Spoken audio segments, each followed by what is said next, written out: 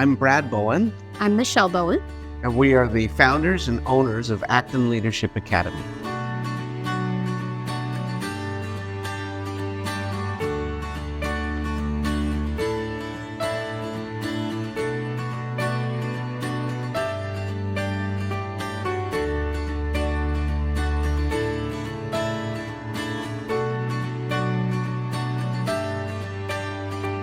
Well, we decided to open an Acton Academy primarily for our kids. Our story is we were homeschooling at the time. By we, I should say she was homeschooling because I was really not involved much with it other than I agreed to let her do this with our children.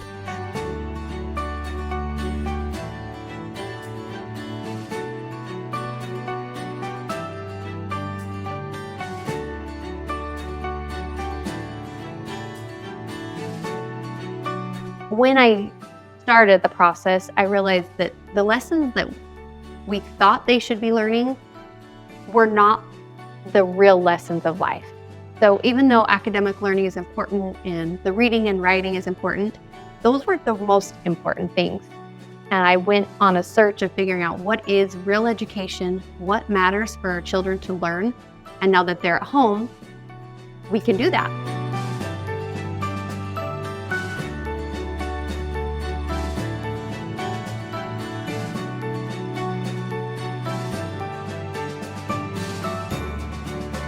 I love homeschooling.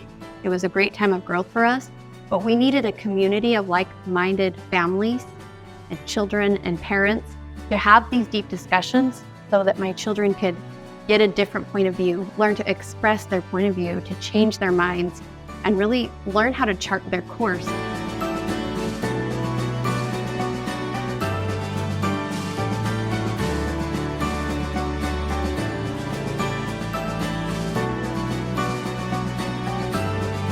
Acton is different than any school system I've ever seen. Yeah, it might be easier to ask what is the saying. That true. would be a shorter answer. The basics, right? The things that might catch people off guard. We don't have teachers. We have guides. Their primary job is not to answer questions. They don't teach or lecture. The goal is that they inspire, that they equip a learner with tools or direction without actually answering that question. So they'll ask them questions to help them come up with the answers, which is the skill set they all need in order to learn anything. Even in conflict, they'll allow the learners or guide the learners to be able to resolve those conflicts, which again is it's a skill that is necessary in order to be successful in today's world. People often ask us, well, how can they learn something if there's no one there to teach them? And now we have come to find that we're all born as natural learners, and we kind of unlearn how to learn because we think we need an adult or an expert to teach us. And we want to flip that script and help every child realize they can learn anything they want. They have the power to learn anything they want.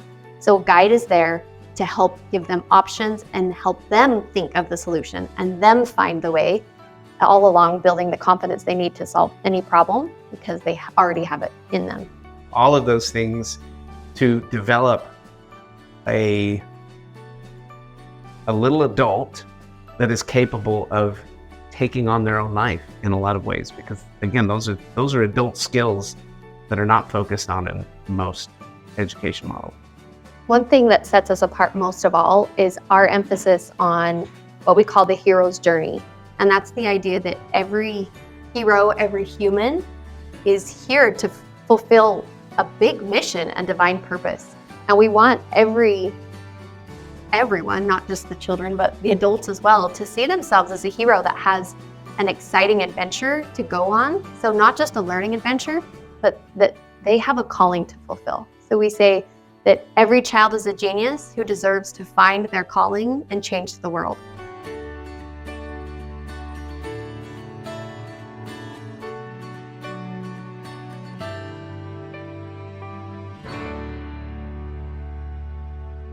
Hi everyone, this is Cus Fragoso and I'm here with my good friends now and owners of Acton Leadership Academy, Brad and Michelle Bowen. So it's really great to be able to make this interview to you. I've been looking forward to ask you a few questions and see where this goes. So we met about 8-9 months ago. Yeah, probably. Probably when my son started coming here. Actually, this is his studio. His studio. Yeah. He's 6 now, and well, our life changed completely. You know, it's not only when you take your child to a school, is his stuff, right? I mean, yeah, you're involved somehow, but here it's you really affect. I mean, the whole family is involved, and Yeah, we call it a family journey. This is a family journey. And it's been great. Since then, I've been trying to tell about Acton Leadership Academy to as many people as I can. Thank you. Of course, this requires open mind. Yes. You know. Yes. So why don't we start? If you tell us a little bit, what is Acton Leadership Academy? You start. Oh, well, I mean, it is a family journey, but it is, I'll call it transformational education. And I just made that up right here. I don't think I've ever called it that before, but I don't know that I've ever been asked that question either. But it is a model of education that approaches the entirety of the person instead of just, traditional academics. Mm-hmm. Well, and you've seen a trend of transformative adult education happening all over. And the way you said it is this is actually that same concept, but why don't we start when we're 4, 5, 6, 7, 8 to see how our learning can influence and impact the rest of our life, how we can be open-minded. And then along with that, Acton Leadership Academy is also a community. It's a community of learners and parents who see themselves as learners. And that's really the heart of why it works. Humans, we are learners, naturally. Naturally. Right? But then somehow the world is not built towards that. Usually about second grade is when we learn that we are no longer a learner. I mean, for me, the reason I like this, because I was already looking for a different option. It's not that I didn't like completely the traditional method, but I what happens to me is I see where the world is going, and we're changing so fast. I mean, technology, of course, but also the way we talk to each other, social media, politics, economics. So my son is 6 right now. What's going to happen in the next 10, 20? I mean, when he needs to start being in the world, right? But what about 20, 30, 40 years from now? Is the traditional education system is going to give him whatever or all the tools he needs? I'm not sure. So that's when I... You're sure. I'll say it for you. I just want to I know. give it a chance, right? Yeah, well, and I want to be clear. We love teachers. My mom is a traditional educator. We love teachers. We love administrators. In a lot of ways, their hands are tied. And kind of to your point, you were saying you didn't know, but you weren't sure. People say to us all the time, I didn't know a school like this existed. Because it's so different from what we think of as school that it's almost like we haven't thought of it yet. But someone has. Yeah, actually, I went when he was in his traditional school. I went asking questions, and what I found is good people. They really, they really were trying to do something, right? But you cannot change the whole system. So I saw good intentions. I saw they were trying to really work hard towards finding a solution. But there was no complete clarity, you know, on what are the tools that are going to give them for the next few years. So that's when I came here, I said the same. I've never seen something like this. Yeah.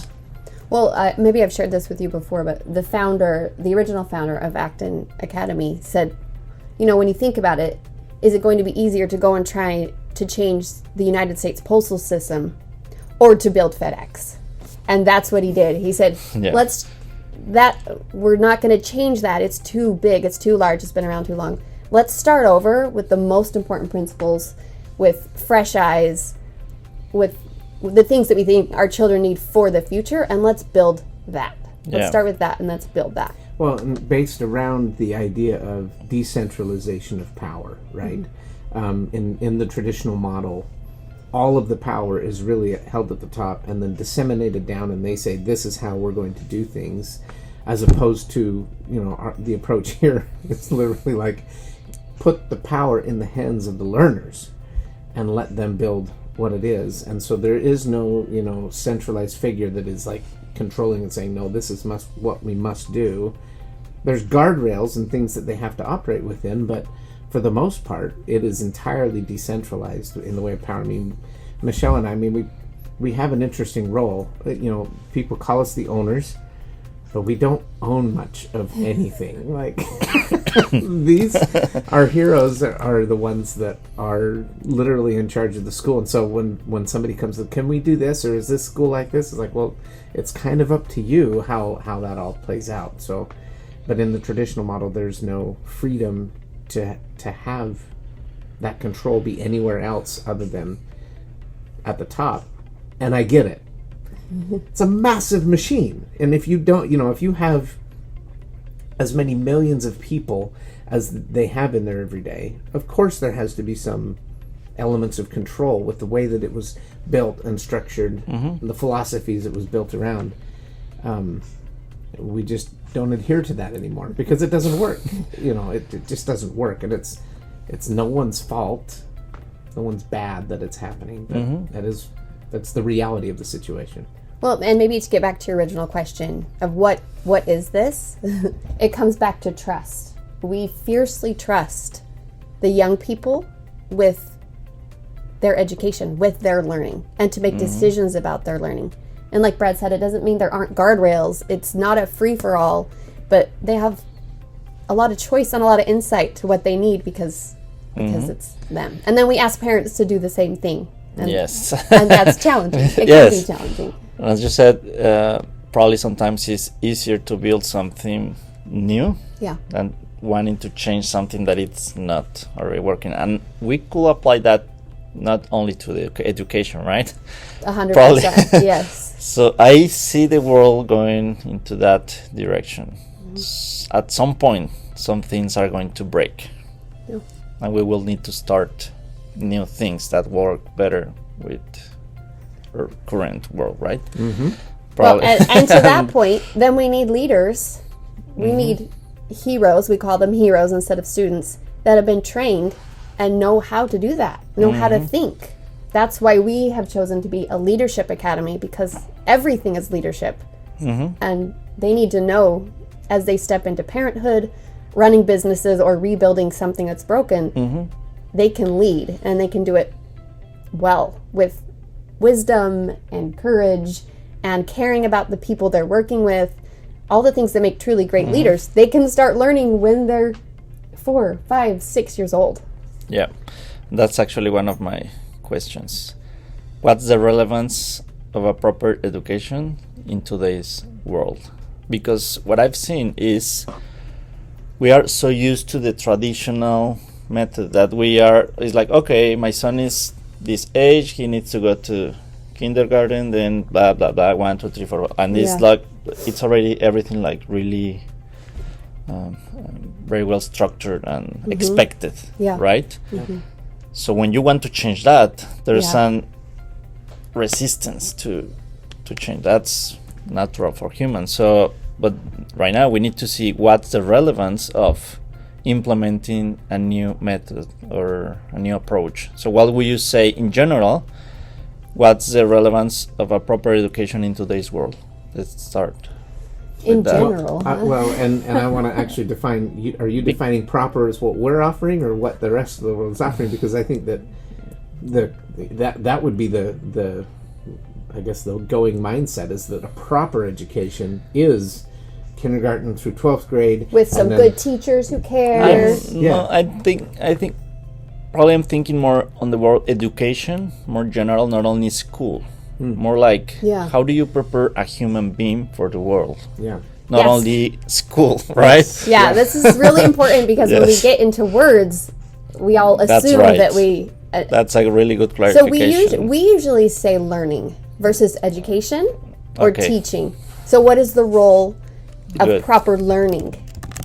And so then, to me, that changes the question a little bit. That's perfect. Yeah. Why don't you answer? What do you think? What the role is? Yeah. Well, we use 3 words with when it comes to learning. What the role of, I guess, what our role is, and that is to equip with the proper tools to be able to learn whatever it is that they need to learn, so that it's not us saying, okay, you need to learn 2 + 2. It's us helping them have the tools to be able to understand 2 + 2. And to add to that, that they would say, oh, I need to know what 2 + 2 is. Right. So it's not, let's not learn traditional things. It's give meaning to what we are learning and how it applies. Well, and that's the next word, right? Yeah. So it's connect, inspire, help them be inspired to understand what that connection actually is, and then finally, connection. Those are the 3 things. If we can teach them... Oh, go ahead. I'm just going to restate. Yes. Equip, connect, inspire. So he just said them a little backwards. You said equip, Inspire, connect. because that was where you left or went to, was Sorry. inspire. Sorry. We didn't It's okay. practice. No. Okay.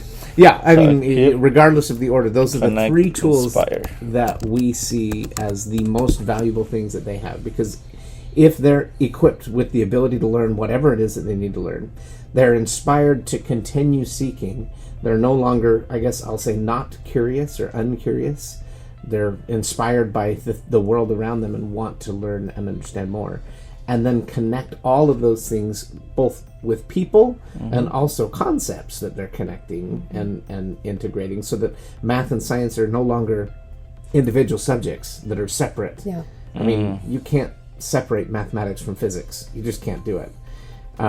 So making all of those appropriate connections, and maybe more importantly, the human connections, the ability to interact and offer those same tools to others, so that in the next 10, 20, 30, 40 years for your son, he has all of the tools to be able to build those things for the people that are coming out of a system that is not equipping them to do it. And he can build a better society, civilization for the rest of the world. So he will be able to learn now, in 10 years, 20 years, or 4 years, because we don't know what's coming, right? Yeah. Yeah. So that is part of what is the role of learning. It's to continue learning, to be adaptive. And as we learn, we see what's happening. We have a bigger lens on what's going on in a small community, in the world, and then we know how to apply what we know or find the tools that we need so that we can... So what I hear is traditional is more like, okay, you need to learn this because I say, because that's specified there and you have no option. I don't understand. Learn it. Yeah. You need it. It'll be good for you. Yeah. Yes.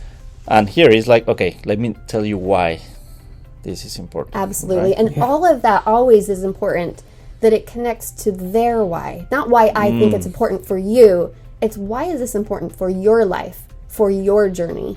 And when we ask even the very young ones, they know.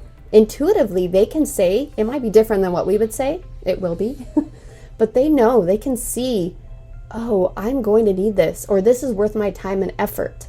So then we get to that important part of learning, which is, it's actually about effort. And anyone that puts effort in will learn something. Yeah. And so we really focus on praising their effort, their hard work, their grit, their determination, those more moral, deep fiber things, because that will result in deep learning. But it starts with the character traits. And that, you said something very important. It connects to your why. But first you need to know what's your why. What's your vision? What do you want? Right? And that's something that most people really don't think about, right? And we try to, with young children, you know, we talk about careers. Well, what do you want to be when you grow up? Well, actually, all they want to do is go outside and dig in the dirt. And so that's a good enough why right now to have some really meaningful learning happening.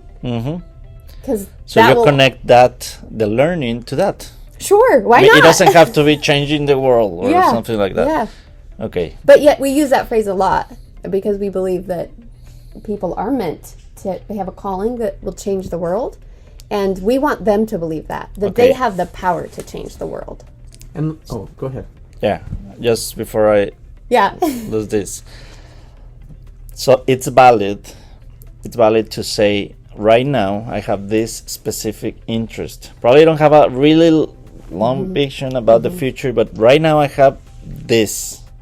And then connect your learning and the tools you need to develop to that. Yeah. It's Probably more than it's valid. a project or it's a temporal interest on something. Is that 100%. Yeah. And even when we are high schoolers, so in high school, we won't get too deep into it, but they do apprenticeships and they're working towards, well, what am I going to do next? We call it their next great adventure. Well, until they declare their next great adventure, they say, I'm interested in this right now. They do searching, exploring, committed. So at any point, they can go back to searching and say, oh, actually, it's not what I thought it was. I'm going to try something else. So yes, absolutely, with our 4, 5, 6, 7, 8, 9, 10-year-olds, and when they're in high school, who at 18, we had no idea what we would be doing.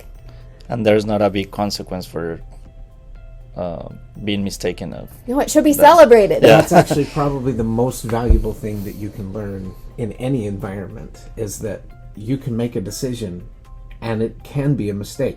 Whether or not that particular one is, you will make mistakes. And instead of being pushed into a corner or into yourself to hide that mistake, let's celebrate it. This is beautiful. Wow. What did you learn from that? Oh, I learned that I didn't want that. Awesome. Now you have a direction or a path. You can make an entirely different decision. And that may be the wrong one too. And that's okay. You'll eventually land on what is good or right for you, and you'll understand that. That's the learning. Like, that is what I would call a proper education, is actually understanding that it's okay to make mistakes. What we do with those mistakes is we make another decision and step forward. And when we make those steps, that's progress. That's actually progression. Okay. Well, and can I just build on that? Please. For 1 second. Please. Because we get kind of ethereal, we get kind of up high in the sky, but when we talk about a proper education, it's one of the things that breaks my heart about a traditional model is that, like, I'm going to cry. That's fine. We literally are assigning A, B, C, D, F, a fail. You do not want to fail. And this is from the very core of when the system was designed, and it's based on grading cattle and agriculture, a grade A something. That is where it came from. And so now we have this fear of failure so ingrained in our education system, and now it's becoming so ingrained in our society and our children that's completely unhealthy and unnatural. When we can flip that, like Brad described, that's actually what opens up learning. That's what opens up possibility. Well, consider for a moment the That's consequences of that system that you just described. You lose confidence. Unless you're getting straight A's, you're losing confidence. If you are getting straight A's, you're increasing anxiety, because what do I have to hold on to in order to do that? And what are the major problems that and then, of course, with anxiety comes depression. I mean, that's your natural progression. I'm no longer confident, I have anxiety, and I'm depressed. Those are the natural byproducts of the traditional system. That's why we push so hard against systems like that, because here, the things that we see is healthy competition. It's, that's actually a good thing. Friendly. Well, that's why I say healthy. Yes. Healthy competition that helps drive and motivate others, not beating other people down or destroying them. But their confidence then also increases. When they have control and choice and the freedom to make mistakes and not be shamed for it, anxiety drops, which then also will eventually drop depression. Well, and increases learning. Yes, all of it. I mean, it does all of it. And so the model that we have chosen to adhere to here reverses the effects that we're obviously seeing in the world. I mean, a lack of self-confidence. In fact, the questions that we ask parents is, what are the things that you want your child to have at the end of their education? Confidence is always at the top of that list. Always. Like it's almost number one every time. Maybe not the first one, but pretty darn close. Confidence really can transform the other two pandemics, epidemic, whatever, that is going through the world in the way of anxiety and depression. And I really see this model as a reversal of that. This is the treatment for those types of disorders. So I want to layer one more thing on top of this. And you talked a lot about how it impacts the individual, but think about the competitive society that we are encouraging through this. So not only if you're an A student, now you have this anxiety to maintain A's, but there's also this weird like social caste system happening. I'm an A student. You're not an A student. I am therefore better. And it's dangerous and unhealthy as a society. And then you see that in our corporate world and wonder everywhere. Like, well, where did we learn this? We know this is terrible leadership. Well, we're teaching that to our children from a very young age, that this is how we relate to people. We have to be better. We have to be top. We're against each other instead of, like Brad was describing, we all have goals, and let's try and encourage each other in those goals, and we can always all get better together. Here, there's something I would like to explore, because this is, I believe, very important, right? When you, I'll give a little bit of context. When you build something and when you put effort and time into something, you want to defend, right? Yes, Even if it's wrong, you want to. It's your baby. Yeah. What you just said, A, B, C, D, F, you know, that's something that has required a lot of effort to build. Generations. So when you want to change that, obviously there's a lot of people that has invested into that, and they won't be able to even recognize they want to change. Is that?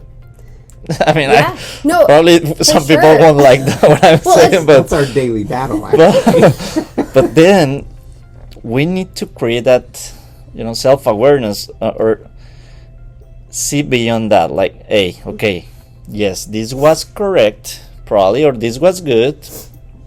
I don't know how many years ago, generations ago, but it needs to change. So you need to, it requires for some people to be able to recognize that and say, okay, yes, let's make a change. Well, here's kind of how we do it. I don't know if that's going to change, but at least you're already building something different. Yeah. When we talk to parents, and I think it's important that it starts with parents, which is one reason that if you're in our network of Acton schools, it's a requirement that you're a parent and your child will be in your school.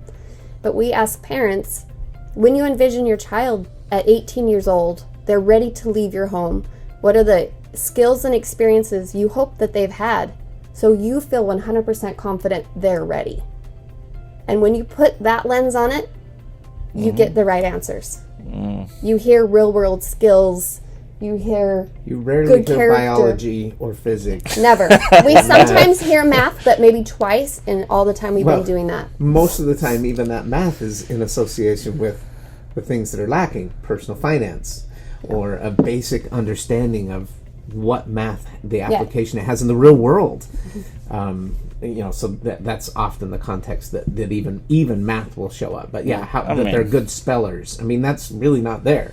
Now, all of that, makes it sound like we don't care if they spell or that they do math. Actually, those are very important skills that will serve them in all of the other things. But the most important things are the things that parents self-identify. Yeah. I actually relate the traditional model and mindset to gravity, because it's been more than a century that we've been holding on to this thing that was the best thing that they could create at the time. And it was actually necessary for the time. Most of the educational system was built around factory workers. How can I develop more factory workers? And so they build all these systems there. Most of those systems have not changed. However, factory workers have. Most of those have gone to robotics and everything else. Yeah. So, changing all of that, yes, it's going to take something deep. It will require introspection of parents, of families, of learners, and then this battle against what I just called the gravity of traditional education that constantly is pulling us back. And it is really hard, but I mean, there's not very many things that were developed 100 years ago that we're still using in the same or similar forms now. Like, I think we'd be hard pressed to come up with 10 on the spot. It's not a challenge. Now I'm thinking. But well, it boils down to what we've boiled it down to is confidence, character, and real world skills. And you can see how the academic learning fits into all of those. So it is not a lack of academic learning. It is not a lack of excellence in writing or language or speaking or math. It's why. And what is the purpose of those? And then how do we apply them to the real world to give back and contribute? Yeah, it's well known that when you finish school, it's like, oh, now you need to learn about life, you know? Right. Why didn't? I mean, then what was? Yes. What did it teach me all those Because years? you've been spending more time doing whatever it was that you were doing that wasn't learning life than you have been with your family. Maybe more time than you've been sleeping. Yeah. In the entirety of that time, depending on how what your sleeping habits are by the time you're done with high school. I know what they are in high school. They're lousy. We don't go to bed until really, really late because that's our time. So we spend so much time developing these, I'll call them skills, I guess, academic skills that do not serve them for life. Or some of them can, but with all of the other stuff, with the depression, with the anxiety, with the lack of self-confidence, What is more important? it's useless. They're useless skills. They're not even frozen. helpful. Yeah, they're stuck. They're not able to. And I see that not only in students or learners, I see that everywhere, right? Yeah. So here's a critical question. What are the consequences of not giving proper educations or learning, teaching them how to learn? What is the consequence of not giving the importance of that to our lives? And even if we don't change that in our current world. Yeah, I mean, I think we've hit on some of them. I think, how did you ask it? The consequences? Yeah, what will be the consequences of not giving attention to this? Or, let me elaborate, how could neglecting this topic will impact on our society in the future? I mean, I have my opinion, but I'm curious if my opinion is the same as yours. Well, I think the greatest tragedy, if we're looking really globally large, is it gets very small. It starts with the individual who doesn't believe that they have a mission to fulfill and the confidence to go fulfill it. And then it goes to the family. And then we don't have parents prepared to lead their children and trust their children. And then it snowballs. It continues. The family being the unit of society that needs the most support and attention. So I think it undermines the family. Well, first undermines the individual, then undermines the family. And that's what everything else is supposed to be built on. So. Well, we are already experiencing those consequences. That's where we are. Yep. We can't talk to each other. If anybody disagrees with me, they're bad. They're wrong. I'm right. And therefore we cannot have a conversation. Or you don't have to look much further than Congress. or a community meeting. Well, anymore. But it really has kind of started with our leaders. The society that we have built with the building blocks that we have chosen to employ and hold on to, all of this tradition has led us to exactly where we sit today. It is one of the reasons that this is such an important mission for us.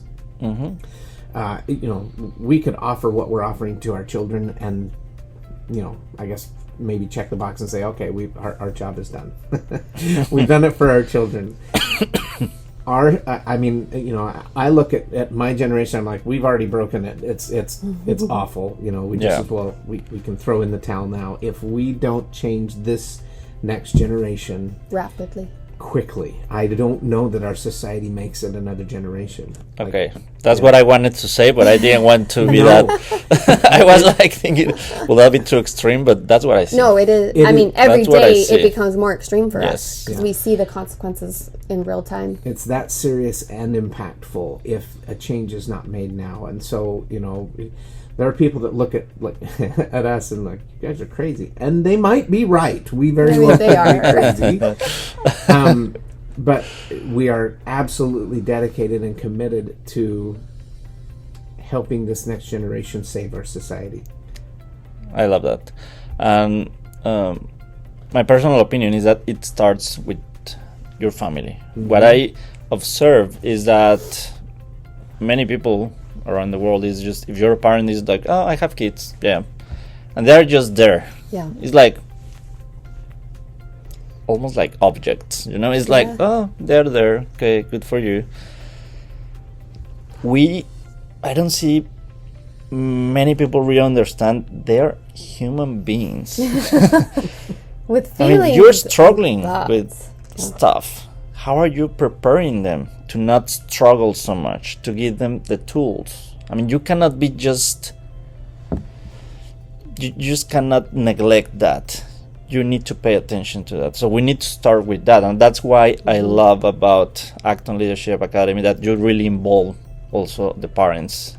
Because, it's not only the kids. It's not, they're coming because I'm working and they're going to learn. Yeah. No. You need to think that's a human being in development. Well, I guess I can tell you some of the good news. We spent a lot of time talking about doom and gloom and the horrible things in our society. I can tell you some good news, and this has actually been very inspiring to me. It's actually made me reflect on my own parenting journey, and I'm doing my best not to be ashamed of how awful I have been with my approach. But there is something that has happened in the generation just behind me. Mm-hmm. I don't know what it was that they experienced in entirety. I don't know, but there is a different group of parents that are coming. Mm-hmm. They see everything that we're talking about, and they're actively looking for a way to help their child find something better. They want to give them something better than, I'm going to say, than maybe their parents gave them. I don't think that that's necessarily, it's not what they're saying. They're not saying, my parents were awful, and so we're going to be good parents.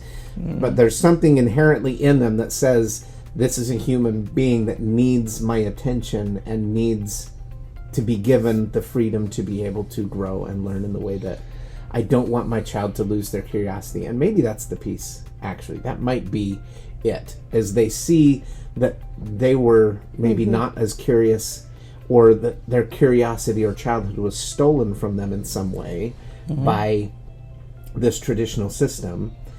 That said, it is kind of funny because some parents are actually holding on to the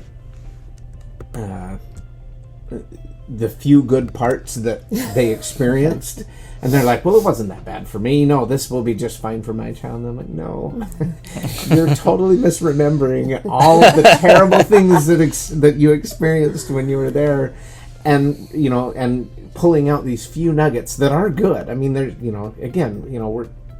we're talking in extreme generalities that make it look like we're reflecting this dark shadow on traditional education, and therefore all of the people that are involved. Some of my most inspiring experiences in my youth were by good teachers. Yes. So, again, I don't want to cast this dark shadow on that. It is a system and a systematic problem. It's really not a people problem. Yeah. But I agree. Because of the system, it is a people problem also, So I completely agree. And we can learn to be better. Yes. All of us. And we have better systems, as you just said. That's what I was actually going to say, to build on what Brad said and what you said. One of our values is intentional growth. And that's just not just for our heroes. We are seeing a generation of parents, and all the parents that have chosen our school, they're intentional in their choices for themselves and their family, and in their parenting choices. So they are growing. They are looking to grow and help their child see that is a vital part of life. So yes, that's very important. specifically to Acton, because I see it's relatively a new system. It's been what, 8 years? We've been here 7. I mean, we're the about Acton 15. system. Yeah, I think it's about 15. but still obviously okay. in its infancy. Very, very new. Yeah. Okay. Why is it growing so fast? And can you tell us why Acton it's how many campuses, Now start with that. There's about 300 worldwide now, and growing. And I think they expect to grow another 100 to 150 a year for a while to come. And how many applications were processed? Do you remember that? I think they said 20,000 parents that have reached out to open Actons over the years. Wow. It's a crazy number of people that are clearly looking for something new. Obviously, not all of them are being accepted. The Acton Network is working hard to make sure that they're setting people up for success, that they are not outgrowing their capacity to grow. So that's been very intentional, and also making sure that the parents that are building it are truly committed to the principles that are inside, which is hard. I mean, that is not easy. We talk about fiercely trusting children. That's a hard thing to do when we have the gravity of traditional education on the other side in our experience. We see things must be. I mean, I don't know how much we want to get into our personal story, but like when we started homeschooling 13 years ago, all of our children, they'd been to traditional charter. We moved to Texas, and Michelle was like, I'm not sending them to school. We're going to do school in our house. So we set it up. This actually might be one of the tables. The We're sitting original. at one of the original tables. I don't think it actually is, but it was tables just like this. And we set up desks and chairs and rows just like a traditional model would be set up, thinking this is how we're going This to... is school. This is what learning. school is. Yeah. And Michelle, I tell the story as if I was involved in some way. I was not an intentional parent. Again, I'm still, fighting the shame of being the kind of parent that I was. Realized quickly that this isn't what education is. Went on a deep dive and a search until ultimately we found what this was. And she read some passages from the book Courage to Grow to me, and I was changed in a car ride with a few passages from a book that was like, yeah. And so I guess my answer to your question is, why is it growing so fast? Truth shines bright. So when people are given or shared truth, that light comes in through even the dark shutters of tradition. That light is going to peek its way through. And I think that because there is so many true principles that are clearly true, and the way that I know that they're true is I get parents all the time that say, I wish I could have gone to a school like this. Yep. Or I didn't think something like this was even possible. Like this I didn't think anything like this even existed. When I hear comments like that, I know that there's truth that has gotten through to that individual, that person, and they're like, this resonates with my soul. I think that is why Acton is growing. Yeah. The principles are true. I'm forever grateful to the Sandifers, who just handed over the keys to the network, I guess. They threw the keys to the Ferrari over to a... Well, the engine is not installed, but it's got the Yugo engine in it. No, to another heroic owner from Boise, Idaho. But to be able to listen to them, I'll say teach, but they don't teach. I mean, they don't. You learn so much when somebody isn't teaching you. That's it right there. Let's just let that sit. Yeah. Because that's what this whole... Sorry, I cut you off, but I'm like, that's too good. Yeah, you did. There was like 3 things that were good enough. I was going to stop you. Okay, But ahead. you learn so much when someone isn't trying to teach you. And that's not to take away from all the teachers. It's that we flip this. We get asked about a parent or a student-teacher ratio, and it's kind of the wrong question. Because we are assuming the power for learning is in the teacher, and it's not in the teacher. It's in the learner. Okay, that's super important. We are actually one of the topics that I wanted to talk to you about, and we were kind of talking about this, is that same way we are used to teach. I mean, or teachers are used to teach, is the way companies and the world works. I tell you what you do, and you have to comply. Yeah. And if you ask questions, better be aligned to what I told you to do or think, you know? Because if not, you become a rebel, right? Yeah.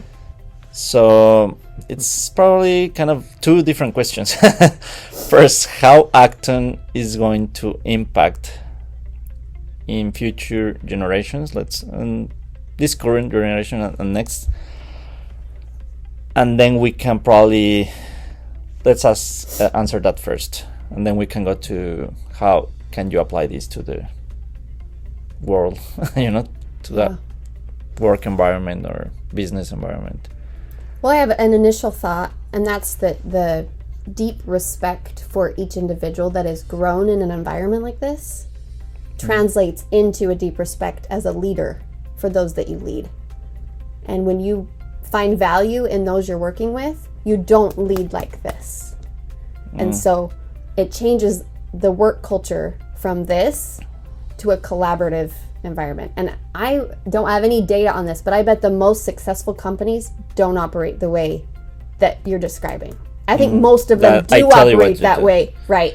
So, maybe or maybe not. I this visual as you were describing that comes to mind, the difference between a boss and a leader, right? And the leader is out in front with the people behind him pulling whatever it is, and the boss is sitting up in a chair with all of the people carrying that chair forward, right? That's how things the difference, I think, in the types of philosophy, which is kind of a throwaway type thing, right? It's like, oh, look at this graphic. Yes, this is the kind of leader I want to be. But most of our companies are not actually designed that way. So I think that the future impact of what this is on the workplace, the work environment, first of all, the learners that go through a philosophy or a process like this are naturally going to rise to the top and be leaders. And if they, I guess depending on how long they're with us too, because the longer somebody is with us, the more tools that they're going to walk out of this experience with to be able to build a culture. Even taking a company that is built on these principles and shifting them to the let's march forward together instead of cracking the whip, which is the model of most businesses. And I would say even the successful ones, but even those successful ones with that model, it's short-lived. And actually, there's a couple of books. There's a book called Good to Great, and they talk about some of the companies that had these little spurts forward but then fell. And what was it? It was the leader. They had a boss that was very good at telling people exactly what, but the moment that leader was gone, their company declined. What we need are leaders that know how to build culture that perpetuates beyond, so that if they ever move, get promoted, take on a different department, that area is still able to move forward. And so the skills that our learners come out of are sought after in the corporate world. And if they have enough of the skills, and I don't think we have the longevity yet to be able to see this come to fruition, but the longer a learner has and the more skills and tools that they have, the more they're equipped to then build culture. And that, I think, is what shifts the future of corporations, is collaboration. And it's again against this top-down approach that we know kind of works for some things. And for a moment. And that is what a traditional model is, top-down. We've already talked about that. These companies you're talking about, they're top-down. So... Okay, so I learned in the school that I learned in Mexico, it was like, you have to do this and this and this and this. And it was very strict. And probably that's not that different from a military education, you know? Yeah. So probably someone could be hearing this like, oh, then how will you do it, you know? Because because we're used, you don't want people running like, you that way, you that way, you that way. So how do you explain that? Because you do need some order, and some boundaries. So can you elaborate a little bit more on that? Because are you asking how how did they'll you do in give college? How we do it how here. did you do? Because Have you're a talking graph. about giving them the power Yes. to the kids. So you're saying I should give my employees or coworkers the power? How does that? I mean, Oh, this is such a long answer. I know. It's a great question. It is a great question. It's a great question. Because that's probably that's where someone won't be some willingly Yeah. like let's try this system. Yeah. We've had parents ask actually a similar question to that, and it was actually heartbreaking. I don't know if you remember the parent that I will, maybe. that said, what's going to happen to my kid when they get out into the real world and they realize that they don't have power or they don't have control. And I think kind of what hit both of us was this poor man. That's his reality. His reality is I have no control. So he couldn't imagine that his child wouldn't have to live in that reality. It was heartbreaking. Like, and they didn't end up coming here, and it was fine. I get it. There's not everybody is going to get that. That and our own children have struggled with that. How do I build this? Now our children, the ones that have graduated had it at most 3 years. Our third child had it for 3 years, and the impact that it has had on him has been significant. Again, because of the lack of longevity and maybe some of the tools to build, has impacted each one of them differently. But they, I will also say one of our graduates that just went off to college, and this is another question. It was like, how are they going to function in a college class or whatever, where they're told what to do and they have to do X, Y, and Z and standardized tests, blah, blah, blah, blah, blah. Well, I mean, we can actually definitively answer that now. Our learner came back from going to a very high-quality college. Okay.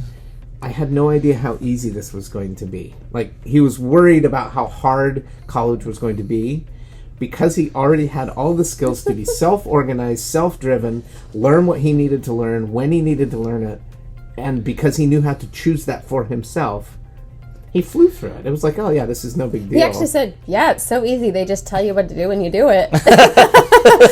Versus what he'd been doing is like coming up with his own answers, testing his own philosophies, managing his own time, setting his own goals.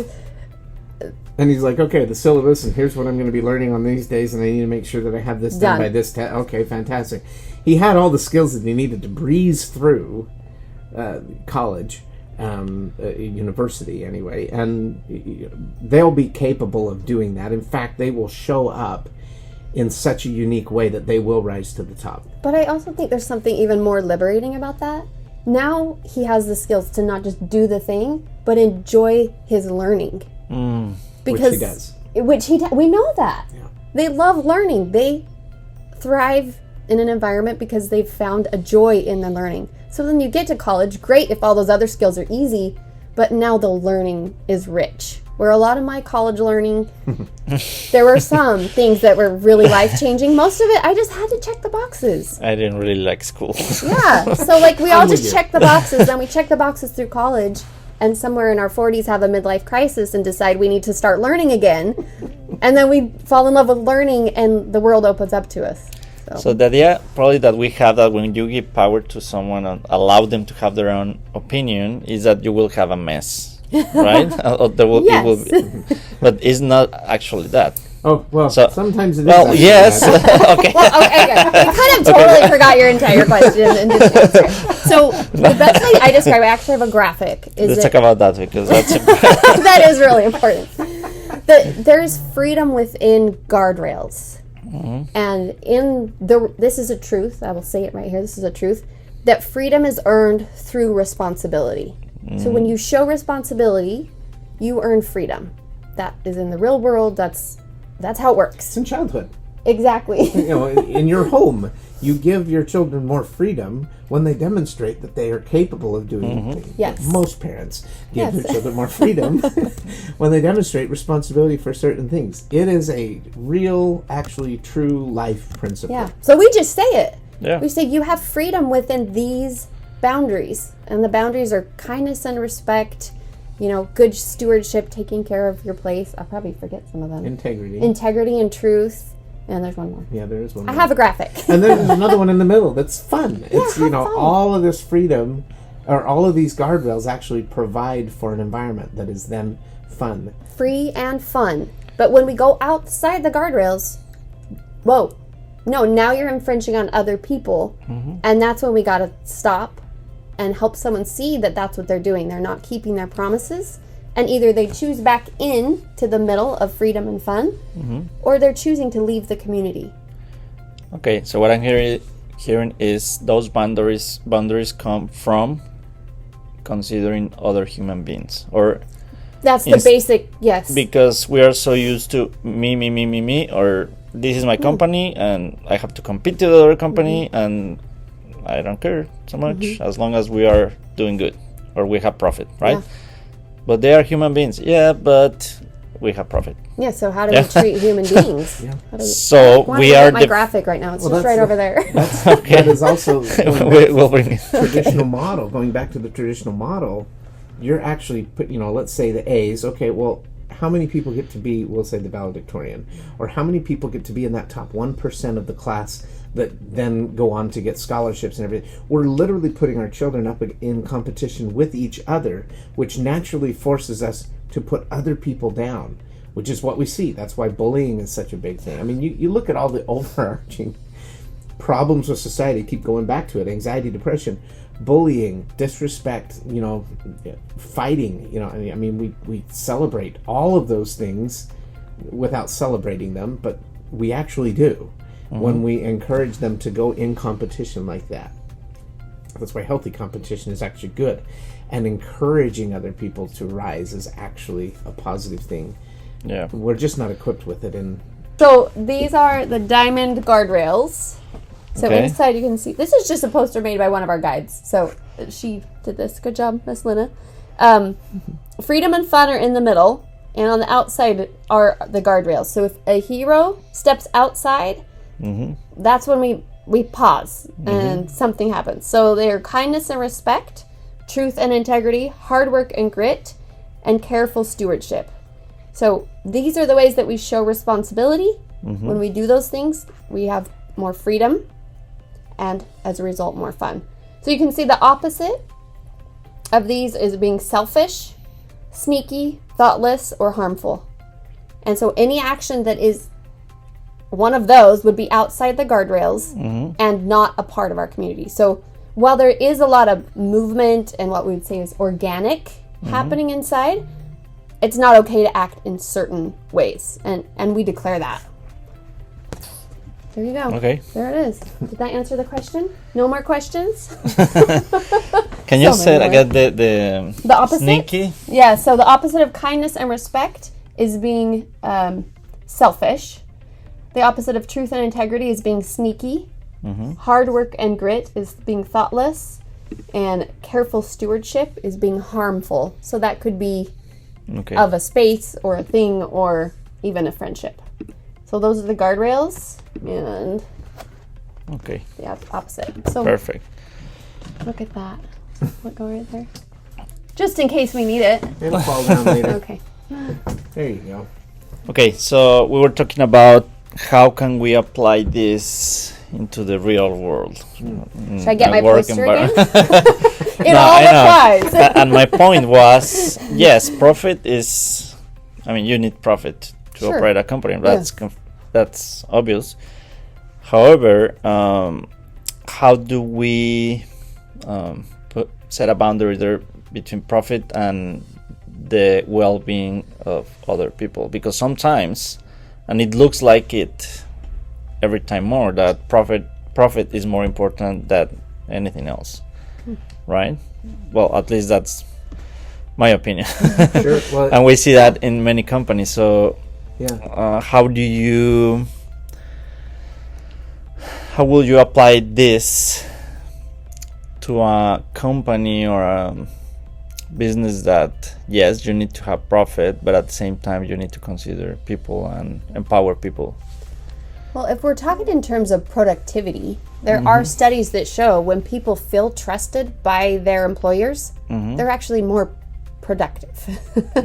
And so building an environment of trust where there are guardrails, there are things we do and don't do, but inside those, you have a lot of freedom to be creative, to explore, to set your own hours, whatever it is, and productivity and job satisfaction does increase. So even like small bottom line things like that. And how do you achieve, how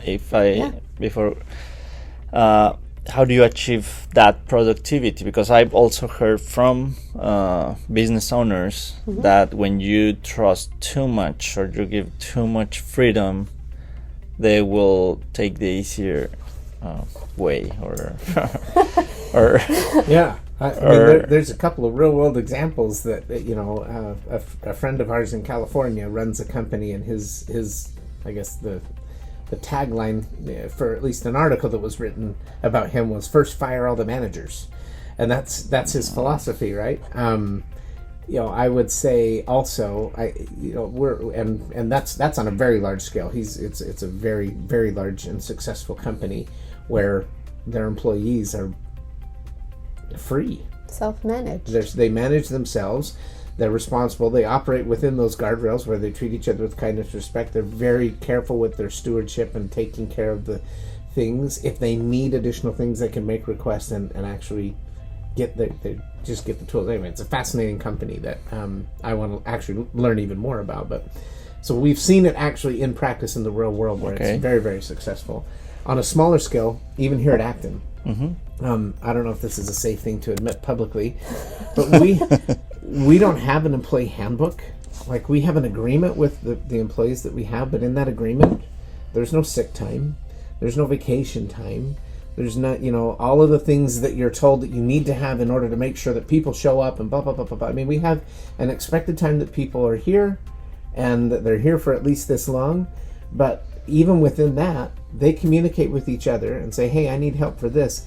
They take ownership and responsibility. They have stewardship for their responsibilities, and they meet those obligations because they feel like, I think, they're trusted. They still ask. I mean, they're nice. Hey, I need my son's getting married on the last week of school. Can I have the last week off?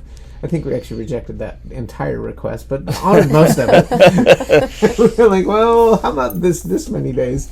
And she complied with that, even in the face of, dealing with some, I'll say, hard personal circumstance, even though it was a beautiful day. They are given the freedom to create what works. We counsel together as an entire team. We had a week-long boot camp after school where we would counsel and talk about policy and procedure, and they were allowed to criticize us and tell us areas where, boy, you guys really need to step up in this way, and they didn't phrase it that way, but there were the messages we received. I have so many questions. Well, I think, to Brad's point, that I do believe that can work and could work on a larger scale, for sure. It comes down with that your leaders are moral and that you trust them, that there's a good rapport. So it comes back to a community and a culture. But I think, and maybe this is too simplistic, but it's always a leadership problem. It's always a leadership problem. And I was taught that by a parent who I said, man, we can't get parents to fill out satisfaction surveys because we're supposed to collect surveys to make sure that we're doing our job. And he looked me straight in the face and said, that's a leadership problem. And it was somewhere around that time we changed our name to Acton Leadership Academy, because if something's not going right in your organization, it's your fault. And every one of our heroes, they better leave knowing that.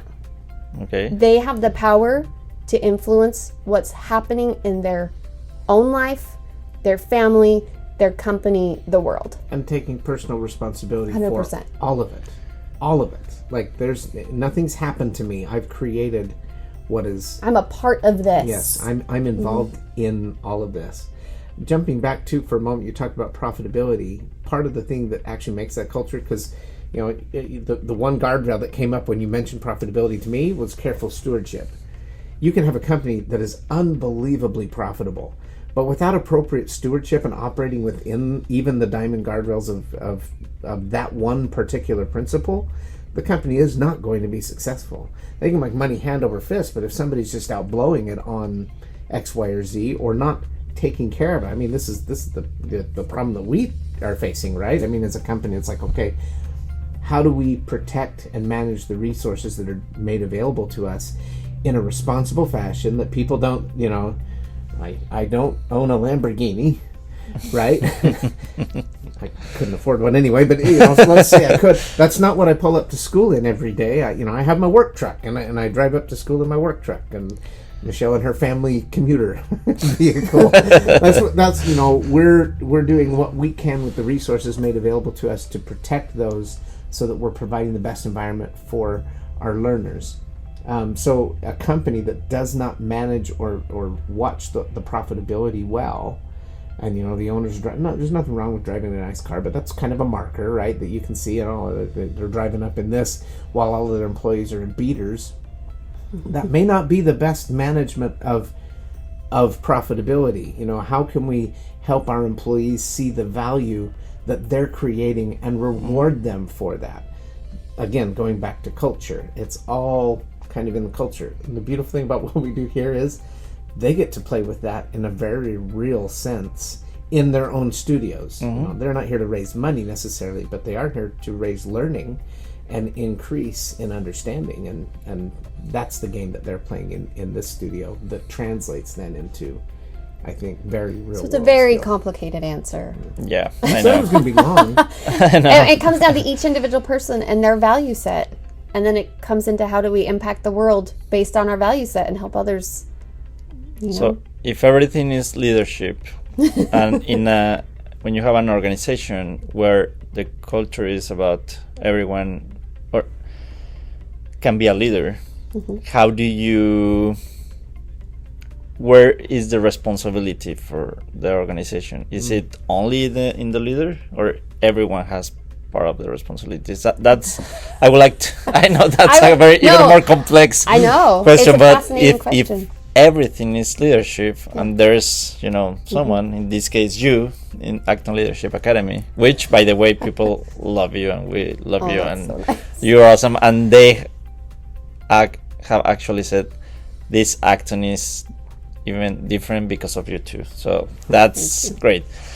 You are the leaders, right? So does that mean everything I'm is not necessarily you? saying that. I'll draw a little distinction, because yes, we do believe that everyone is or can be a leader, can choose to be a leader. We don't actually see ourselves as necessarily the leaders of the community. Our responsibility, again, is more management. The distinction between leadership and management: you lead people, you manage things. Okay, and we kind of manage. So my job here is to make sure that we have space that is comfortable, well lit. Her job is to make sure it's beautiful, right? and hopefully warm. You walk in and it feels like a little bit of a warm hug, at least as much as we can with the space that we've had available to us. So my job is to manage the space and make sure that we have that's the your people role. to I would say execute. there's another thing in play here. Sure. There are roles in which you have leadership, but the learning is each hero is the leader of their own learning journey. Okay. And so we have a leadership role. And so I guess over certain things, like we enforce the diamond guardrails. That is one of our leadership roles. But we are not the leaders in the studio. So you shared, when you say everything is about leadership, it's not just one person or one. Right. And good leaders are also good followers. Yes. And our heroes get to experience that. No, I completely agree. And that's what I'm trying to define. Yeah. Because it's leadership is like. Yeah. Well, and there's an interesting distinction of, who's the designated leader with a title? Well, that's not necessarily always who is actually leading or should be leading, or it's delegated leadership. So all of these concepts actually happen every day in every studio. It's like so much, we can't even articulate it because it's so organic and natural. Well, and the best leaders are not actually responsible they're responsible to make sure that everything gets done, but they're empowering others, everybody that will say that they're leading or responsible for, to step up and take ownership and responsibility for all of the things. So the best leaders, I'm going to say, kind of don't do anything. And that's not to say that they get to be in this position of laziness. Their job is to inspire, we'll go back to it, to equip, connect, and inspire other people to fulfill a grand vision. A leader's job is to paint the vision, or create a shared vision is how we express it here. This vision, then other people they gravitate towards, and they might need somebody to show them how to do it, or we say model the way. There's always going to be people that are going to ask questions to make it better or challenge the process. I'm trying to think. He's using so we have 5 leadership pillars, which you're familiar with, but that is being a leader, and so sometimes it looks like you're not the one with the microphone. So yeah. So you're creating opportunities for others to rise, and then as leaders step back so that we're not actually the ones. This is one of the things that I will celebrate and honor about our team. Our guides, that's their job. Their job is to lead a studio without actually doing any of those responsibilities. So I don't know if we said this. Instead of teachers, we have guides. Yeah. So you knew that. That's true. So leadership is shared. Yeah. So we have roles. And you're responsible for your role, but that doesn't mean you cannot ask for help or even share that role with someone else. So the objective is to empower others and empower the community. Right. To a shared declared vision. A leader creates shared clarity. Declared vision. Shared That's declared vision. very important. Yes. Yeah. And just taking it completely off wherever, that's one of the hardest things about this work we're doing. How do we share and declare what we're building? Because yes, we're a school, and a leadership academy, kind of. And we don't know. Exactly how to help parents see the value that can be found when we trust our children. Yeah, and I've been at the parent meetings, which I love. I really, really like those meetings, and parents express, and one other thing that I wanted to ask you is they are not always they don't always agree with everything, and you have confident parents, so you will sometimes they will express it very clearly, what I don't agree with this, or know. So how do you handle the criticize? Because this contradicts the current accepted model that you cannot criticize the leader, right? And here you're telling me that you are accepting criticism. So some people will say that will take power from you, and power is everything. So you're affecting your power as a leader, Well, if I'm seeking it's not power, exactly a question. I think I know where you're going. Conversation. Yeah. If you're seeking power, that's problematic.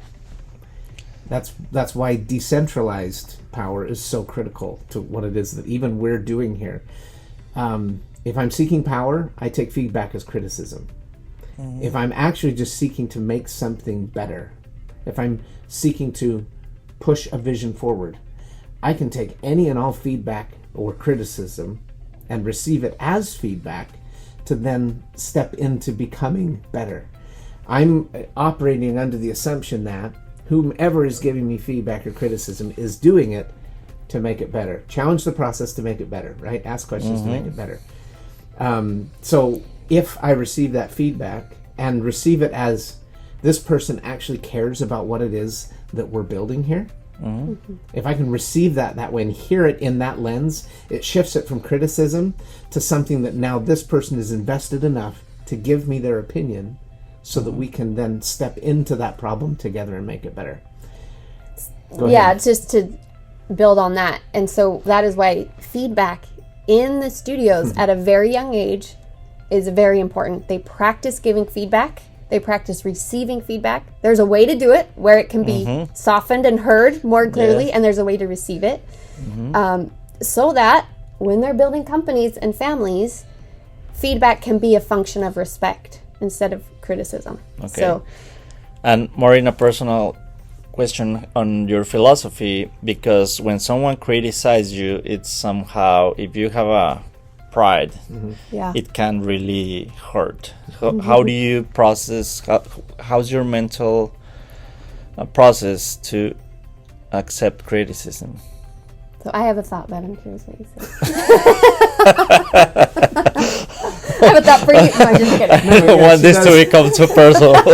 Oh no, we're trying to open that. No, that is a great question, and it's a huge challenge. It's a huge challenge. I'm prideful by, well, we're all prideful by nature. That's part of like our... of all of the things in the world that we're actually all trying to overcome, intentionally or unintentionally. That's it. And so I step into every conversation thinking I'm right. This isn't his strategy. He's just saying. Well, this is my life experience, right? This is how I've approached everything to this point in my life, up until probably the last few years.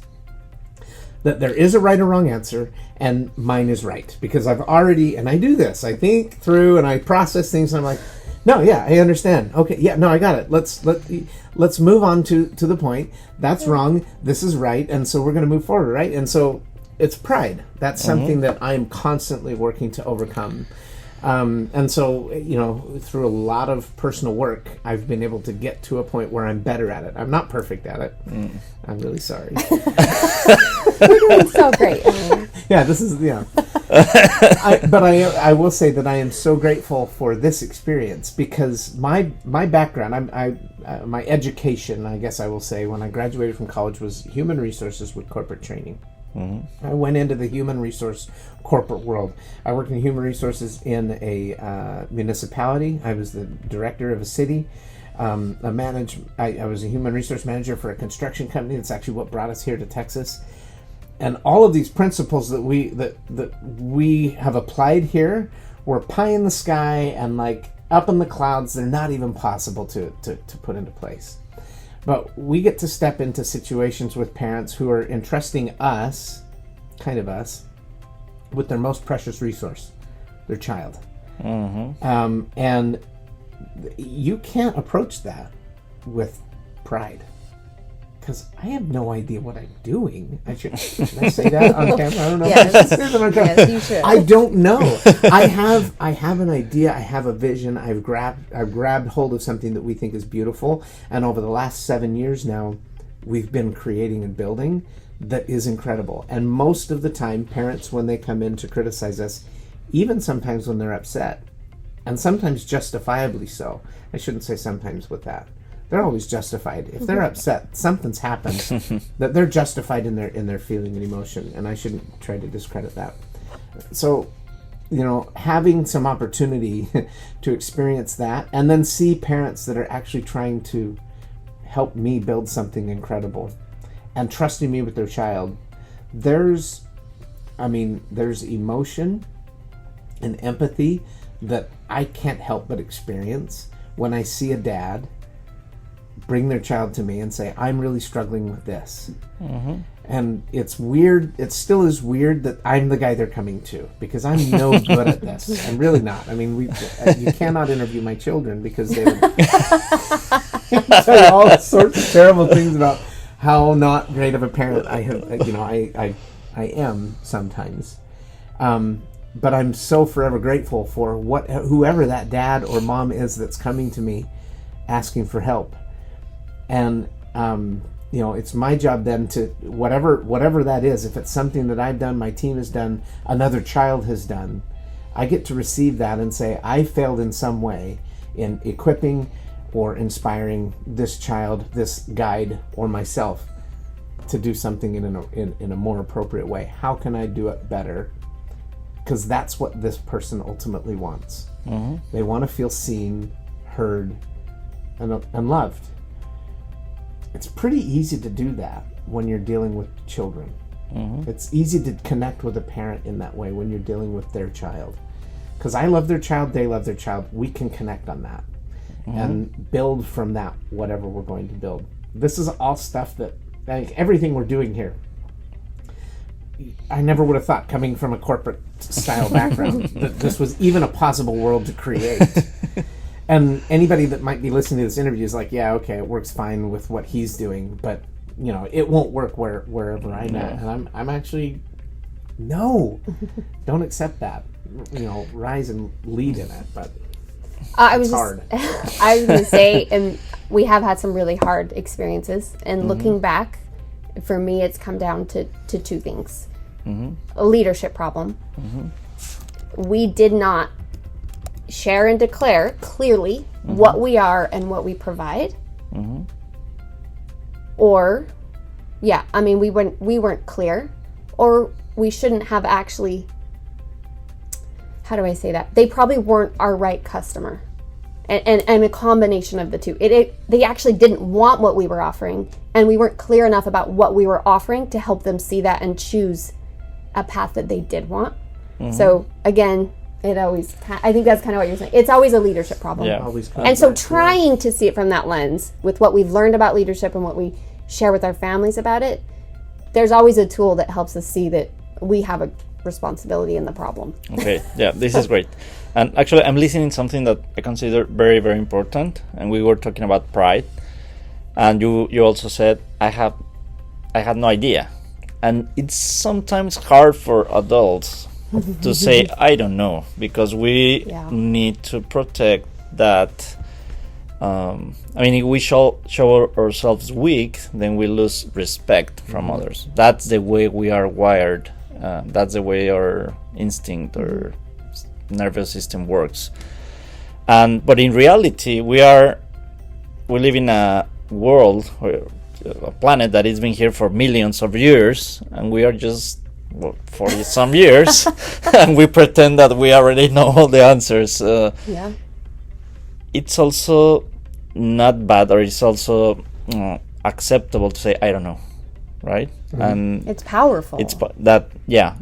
Can you elaborate on that? Because sometimes you will say, no, you don't.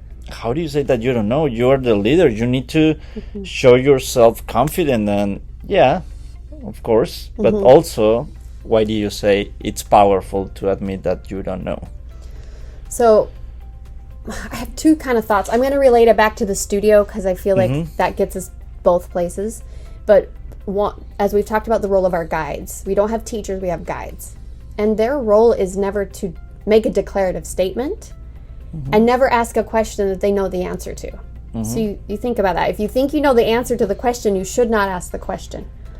So that's hard, right? That is actually their job. But it's part of that, having a curiosity, that when we don't know something, that actually opens a space for learning. And by the guides and the students, I just call them students, our heroes, being okay and comfortable that, man, there's infinite amount of knowledge that we don't have. It's powerful to say, we don't know, but I'd like to find out. But I can learn. Yes, if I want to, or if I don't, okay. That's okay. So we deliberately practice the skill in our daily discussions. So we have Socratic discussions where there's a question that does not have a right answer by design. So that then we get to try on an answer and listen to others and change our minds and disagree or agree.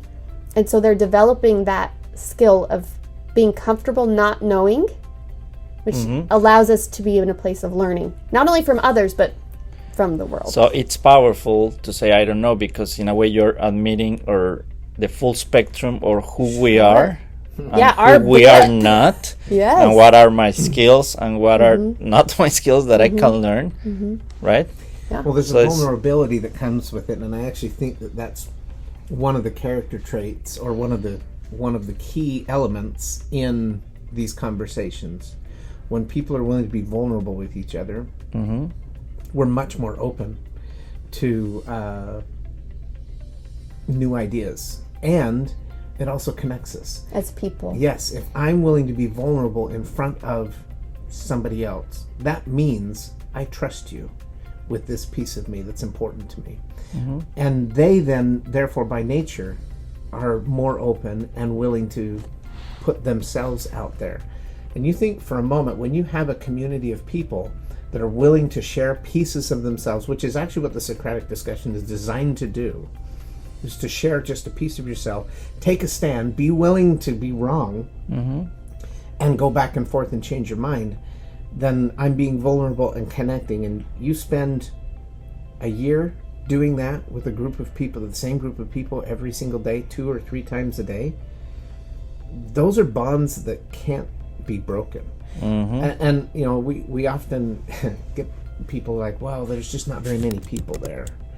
And it's like, okay, well, that's, yes. Do you mean like heroes are saying there's not very enough many heroes students to have friends? My children need more people so that they can have more interactions and social interactions. I'm like, the social interactions that we get in the sea of people that are out there are not real interaction. They're not connections or real relationships. That can happen, but the systems, the society is not designed for that. Because again, our society right now is, if we disagree, that means we can't even talk to each other anymore. That means you're bad and I'm good, or whatever.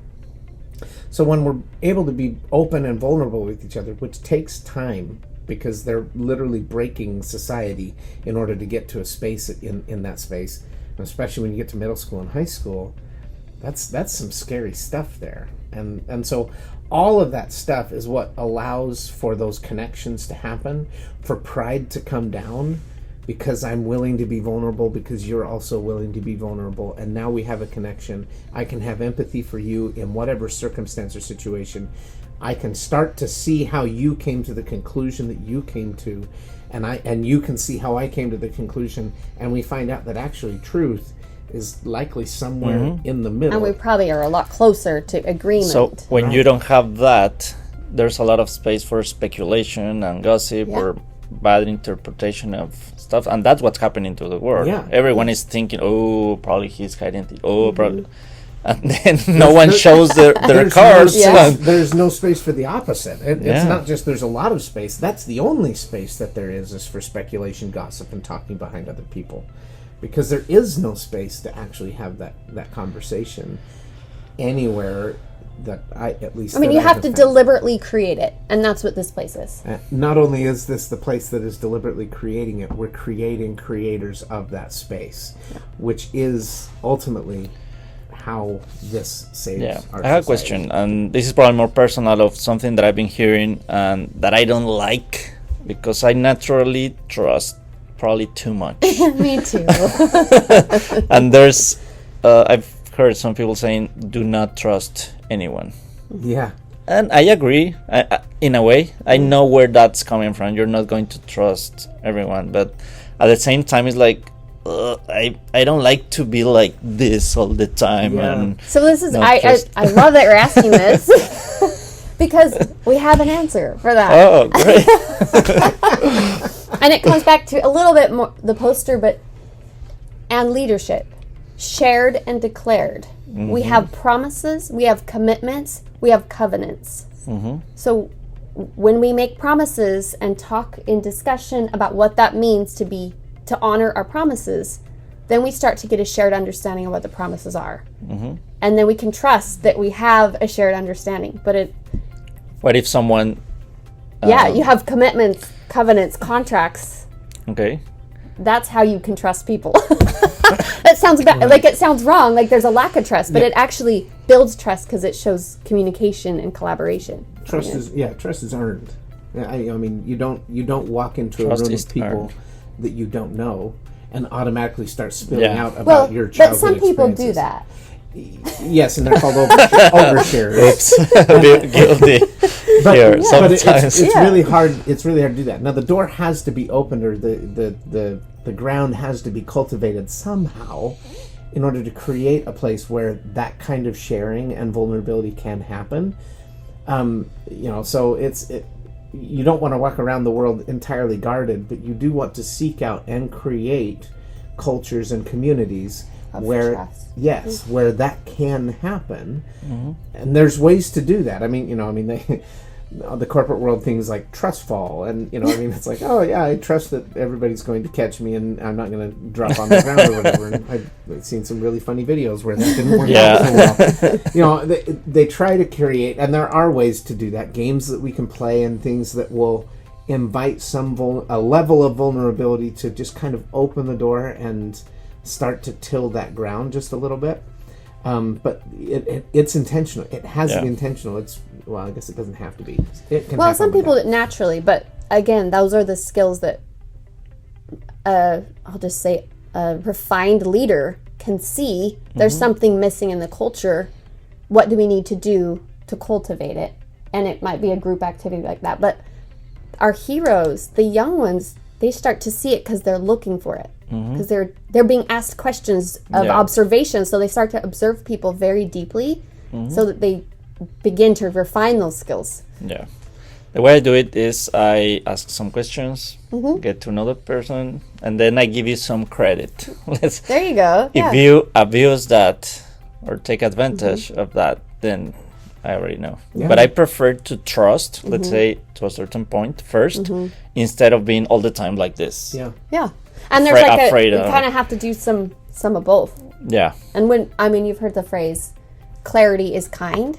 And that kind of takes me back to having our contracts and promises in our groups. I mean, not just the studio that I'm talking about, but there's contracts all over the world, even in our family. Like, we are contractually connected. I would say covenantly. I didn't see you saw it that way. This is a contract analogy. It is actually. One I'm happily participating. No, I know. We'll have I it was to actually come going to back talk later. about that, because a marriage relationship is actually very similar. Family relationship very similar. There's trust, and sometimes that trust is broken, and you have to rebuild. What does it mean to have trust with each other? Yeah. And they're very high level skills, philosophically and intellectually, but young people do that quite naturally. They pinky promise. They make promises, they make agreements, and people do it very naturally. Well, you see it in all the movies, right? And then they shake hands or whatever, right? Or they put their fingers or whatever. Because it's a real part of how we do human life together. So, all right, I don't know if we're answering any of your... No, this is not only answering. This is just good conversation, and it's great. I'm loving it. Thank you. One other topic that I was interested in getting your opinion is, how do you deal, or how do you think this, or see this system helps with, for example, dealing with bullies?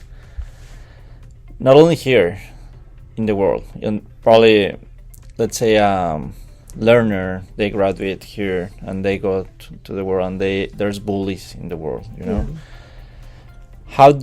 Can you give me an example of how does this system helps you, or how will you deal with a bully?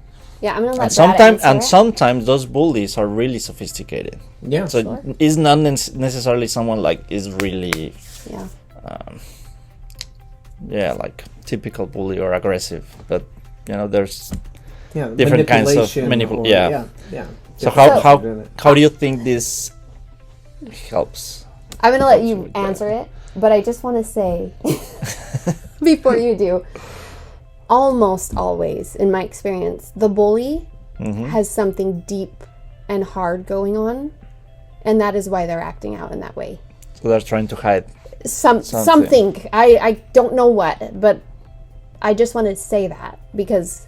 So they're afraid to be vulnerable. There's something. I don't know what, but it's easy to make a bully seem like an object when they're a person too, with needs that they're trying to meet in some way. So I just want to say that. Okay. Because we talk about bullying very different here in general, but I know that's not really what you're asking. So now you can answer. It's good context. Okay. I mean, I would probably point to the guardrails. Now, you want me to get my poster? Talking about outside of here, because here is a very different experience with regards to bullying, right?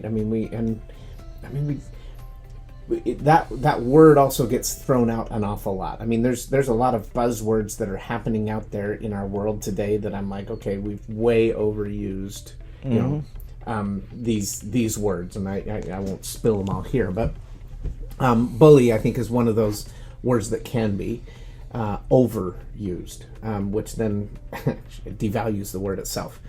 But I would say the number one skill that our learners walk out into the world that will equip them against a bully, confidence is the first one.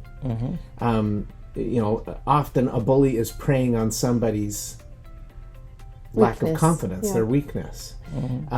Somebody walking out into the world that is confident, those are the ones that often are actually standing up to a bully. And when we say bully, I'm talking about, this isn't, well, maybe it's somebody that stole my lunch money or whatever, but that's the visual that comes to my mind, is like, hey, give me your lunch money, or I'll give you a knuckle sandwich. We don't deal with that most of the time any longer. But somebody that is confident in being able to stand up to that. Then we also have processes, and depending on the age of the learner, they like or dislike peace tables, which really all it is an ability to have a conversation with somebody that you're in disagreement with, and be able to talk through the feelings and emotions. So there's that vulnerable piece. Right, there's a vulnerability. I feel this when you do this. I do believe that most human beings, the large majority, 99% of humans are good and want to be good. Want connection. Yes, they want connection, but may not understand the impact of something it is that they're doing. Okay. They're doing something out of habit, or out of desperation, or ignorance. They may not even understand, that wasn't very nice, right? I mean, sarcasm. It's one of my favorite tools, actually, that I probably need to lose, but I still use it to inject, hopeful humor. And sometimes that sarcasm just doesn't land well. And so, same here. I think it can be a beautiful. Good acknowledgement. But that can come across as mean or rude. And so when somebody has the tools to be able to communicate, hey, when you said that, this is how it made me feel. That gives me an opportunity to then reflect on the impact of what I have chosen to do or engage in. And I don't see myself necessarily as a bully. I can be, I suppose. I was waiting for. I think we all can be if didn't we do want anything. to. I know. I was waiting for it. She's very deliberate and not moving. But we all sometimes have tendencies where we do that, and when the impact of my actions is given to me in a way that is acceptable, not accusatory, is often not good. I mean, confronting a bully like this doesn't often resolve or create a relationship. It can be necessary. I'm not saying that it's never necessary, but it's not often the most productive way to resolve whatever conflict. So those two things, they're going to walk out with confidence, and they're going to walk out with tools to be able to communicate with somebody that isn't handling themselves in a way that is acceptable to me, and to be able to do that. So I think that those are the tools. And just let me clarify something. Probably I used bully because of my lack of English vocabulary. No, it's used all the time. Let me just elaborate a little bit more, because we are designed to respect the alpha male. I mean, the strongest one. Okay. Right? So sometimes I've seen in the world people using that, be the strong one and be really tough. And then you will identify the weaker ones, and they will come to you, and then you'll create your, I don't know, whatever you want to call it. So how do you, you already kind of answered, but if you want to elaborate in this context, how do you give the tools to the kids or, the learners, or how can you as an adult use or acquire some tools to be able to perform better in the world against those so two strong thoughts. alpha males? Brad mentioned peace tables, so that is a conversation that we have. The reason a peace table works is because the adult authority doesn't have the answer. So I guess my number one thing would be, don't solve someone else's problem, because then you're perpetuating the problem. Don't solve someone else's problem. Okay. Because then you're perpetuating the problem, helping them to not solve it. So like if we're talking about what happens at school, if I'm upset with Brad because he took my purple crayon, I will come to you and say, Mr. Coos, Brad took my purple crayon. And you'd say, oh, how do you feel about that? Would you like to have a conversation with him? Find another purple crayon or something else? You'll give options. And then I'll say, yeah, I'd like to have a peace table. And then I invite him to the peace table. So we have, our power is not imbalanced. Because the guide made sure the power was not imbalanced. If the guide would have stepped in and helped, the power would have been imbalanced, keeping the person, me, lower than him, having to balance it that way. But by bringing a neutral, like you have power to act in this situation, then we have a balance of power. Anytime there's a true bully situation, the power is out of balance. Someone that has bigger, stronger something is picking on someone that doesn't have the power. So what if we don't have a peace table in the real world? How do we do though, because it's just a conversation. Okay, so if the other person, they don't want to have that conversation, then there's nothing to do, or what? Well, it's just like, how does that person then become empowered in their situation? So, do you know what I'm saying? Maybe you can help clarify. You're like, no, you're not talking in any sense. The problem is a dynamic of power. Are you saying there's someone in a position of power? Yeah, let's say. Okay. Well, either via title or asserted. Or asserted power. Yeah, because sometimes probably it's not a title, but it's someone that is is, as you said, by force of habit, they are just like that. You know. So then you have a choice to talk to the person or leave the situation. Otherwise, you're staying in a lower position of power. That's very important. Right. And so it's being aware of what's your position in that situation. What choices do you have, and how can you remain in control of your situation? So we're talking here about different kind of power as we usually understand it, right? Sure. Okay. Yeah, okay. I would say so. I mean, yeah, there are different circumstances. And then this kind of gets into the idea of, am I in a mindset of the I'm a victim being acted upon, and I don't have choices that I don't have actions I can take? Well, then we're keeping ourselves there. But when we start to see we have options and choices, then it starts to balance that power. So if you don't think you have choices, it's because you haven't learned. You haven't chosen how to a choice. Correct. Well, or in a traditional model, haven't been given any. You actually haven't. There is a dynamic of power imbalance. The traditional model is the bully. It's That's true. And if there's a bully, it's based a lot of that. No, it is. It's power and control. Probably polite bully, but sure, yeah. But it's also something that, unkind that we bully. as families are actually agreeing to and accepting. Yeah, I mean, that is what we have accepted and said. Okay, this is what we will submit to. Yeah, it's not a person; it's a system. We'll submit to this system because what they'll teach is they'll make sure that my child knows the solar system by the time they're at third grade, and they'll be able to read. And I'm going to say theoretically by the time they graduate from high school. I mean, the illiteracy rates and the mathematics rates actually are atrocious in our country. So to be submitting to those things is, really should cause us to question. What we're actually submitting to. But yes, I mean, you can submit, a bully can be a system and not just an actual person. And the feeling that we don't have a choice in the matter, that's the real tragedy of the whole thing. We always Why do you think that is in general? What do you mean? Are we talking about school or just... No, in general in the world, why do you think most people or some people don't believe they have a choice in the matter? Well, partly we're trained that way, for sure. Yeah. But also, it's easier to make excuses than to take responsibility. It's easier to point blame at someone than to say, oh, what can I do to change the situation? Then I'm taking personal responsibility. And that's really hard to learn.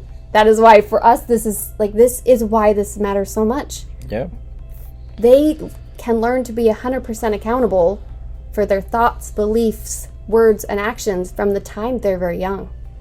And that is the skill that is the skill of life. And trusted to do it. Yeah.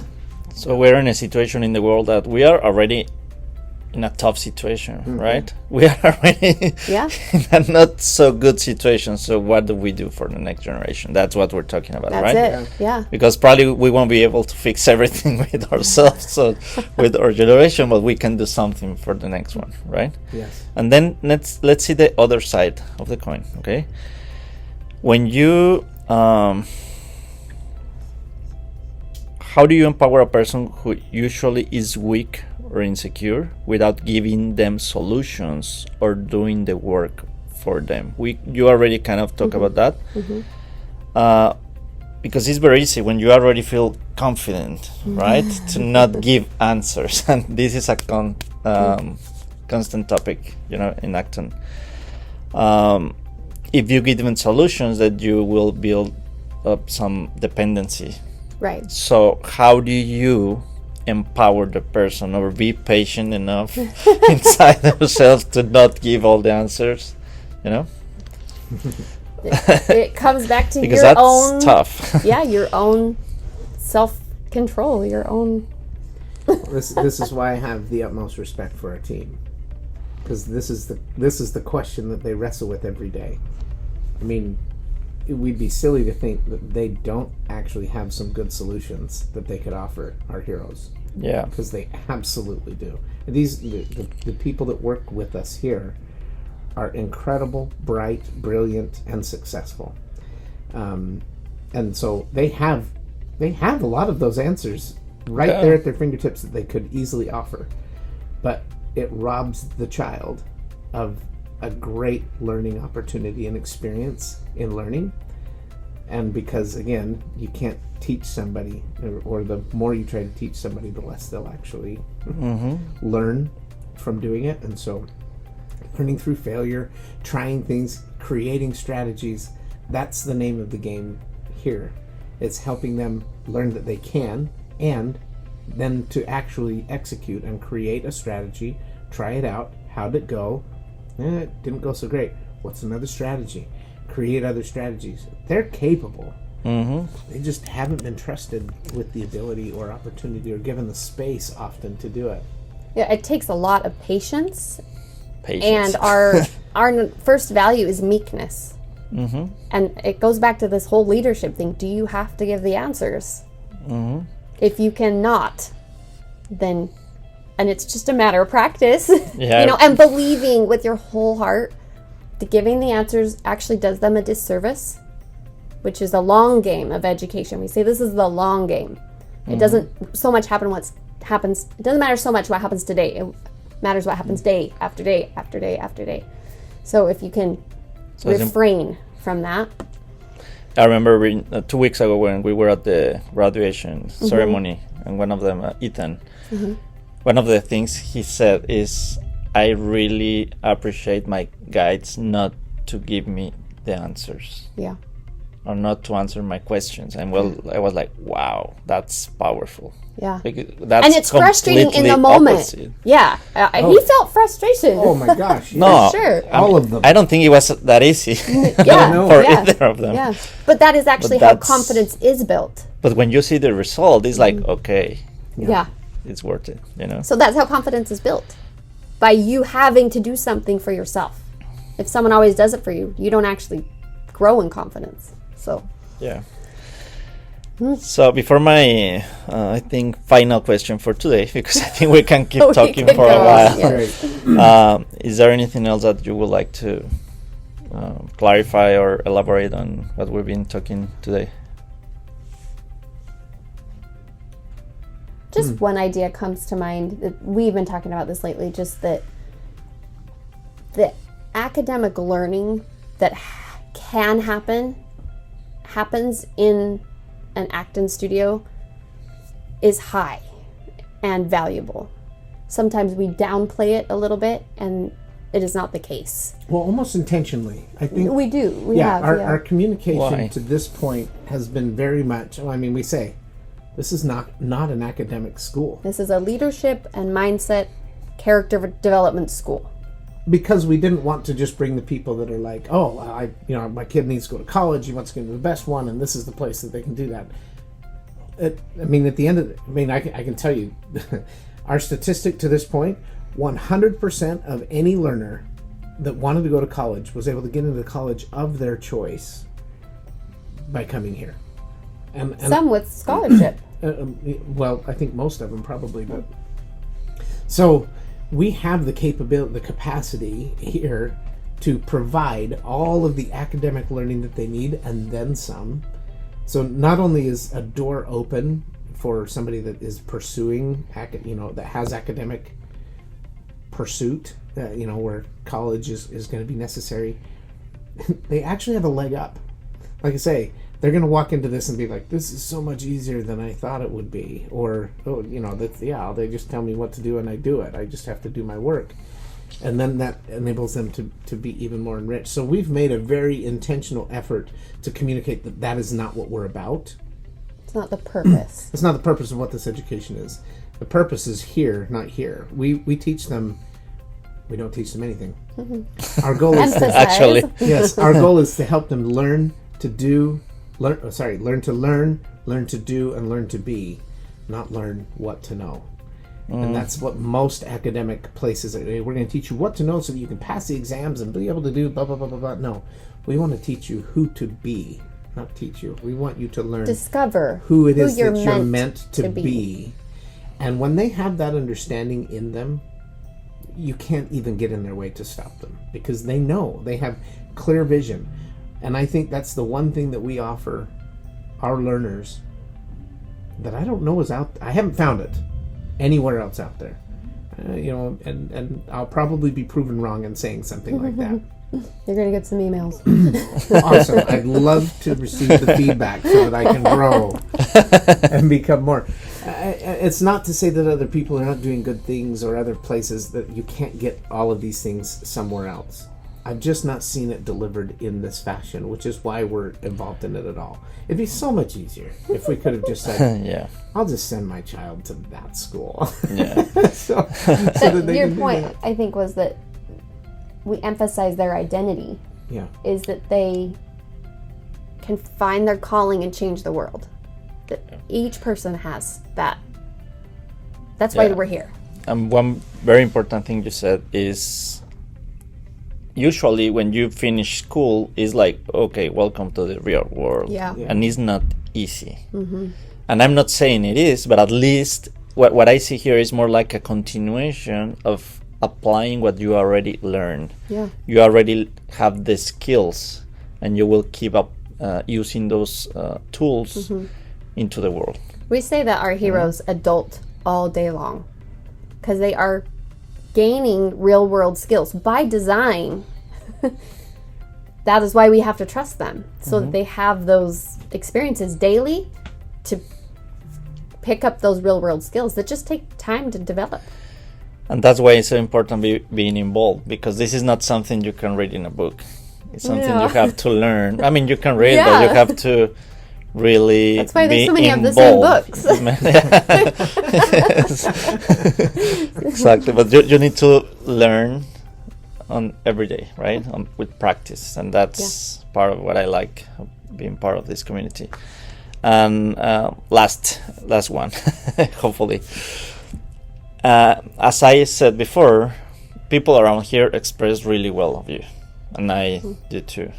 And part of it is that you also show yourself very transparent, that you make mistakes, and probably you are not so. Probably you don't have all the answers sometimes, And but I would like to know if there's, what would you say? What's part of the philosophy you have in your daily life or personal that makes you being so likable, or I mean, in general. People would argue about that. No, I know. Okay. Not likable. I mean, I like that word. No. Okay. I mean, we're like our core. What is our? Yes. Is that, okay. Yeah, we're not perfect.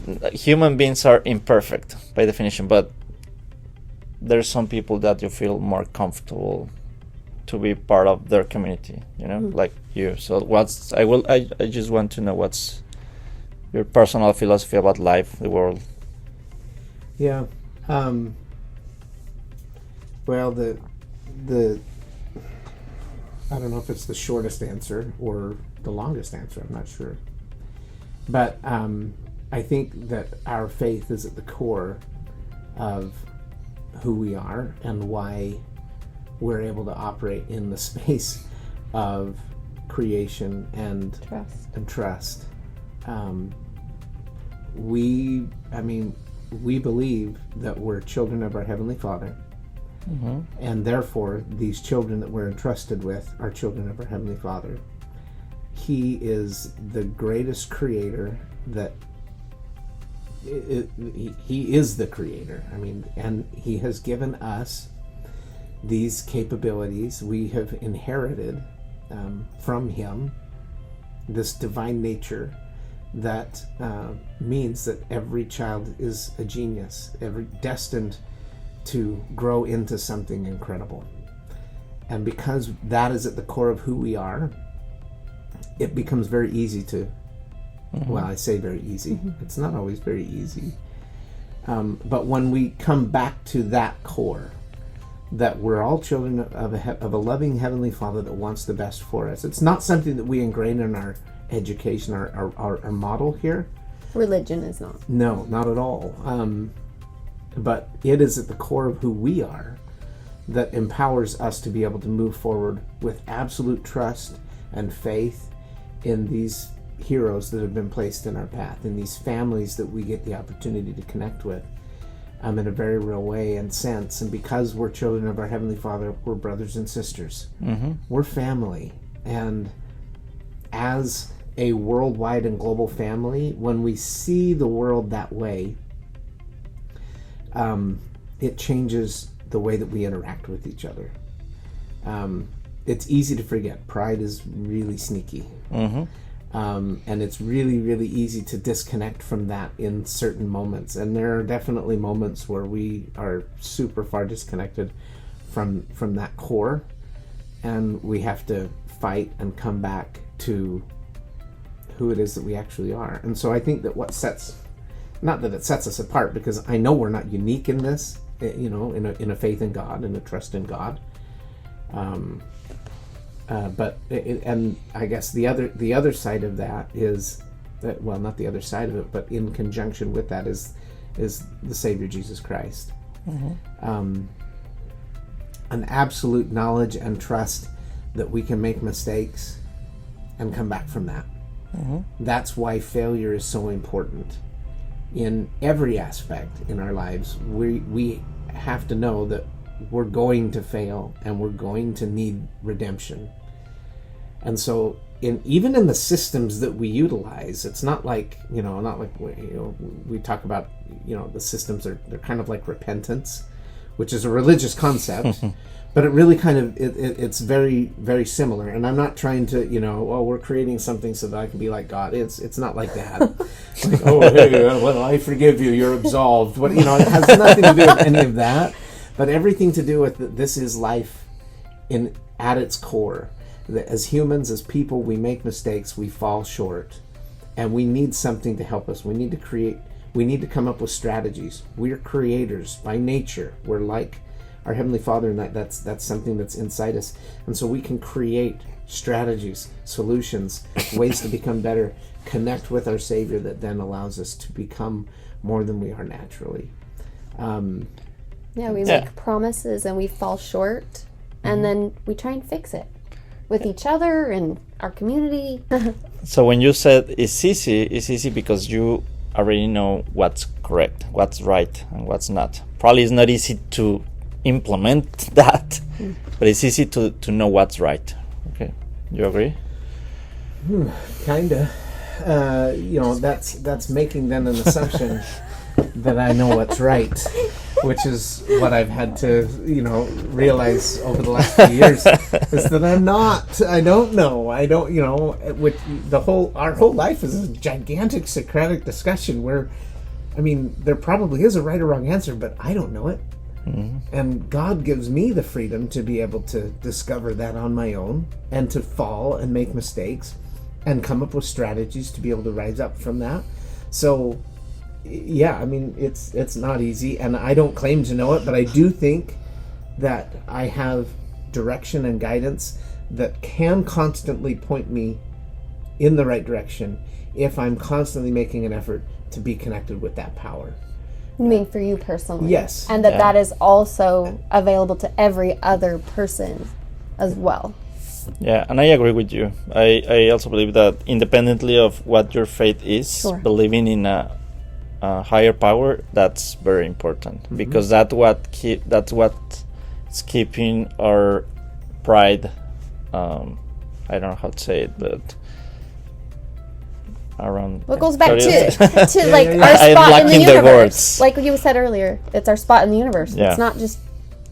It doesn't end now. It came way before us and goes on way after us. We're gonna be like nothing, like and yet with that little moment, we can have a great experience. People, and contribute.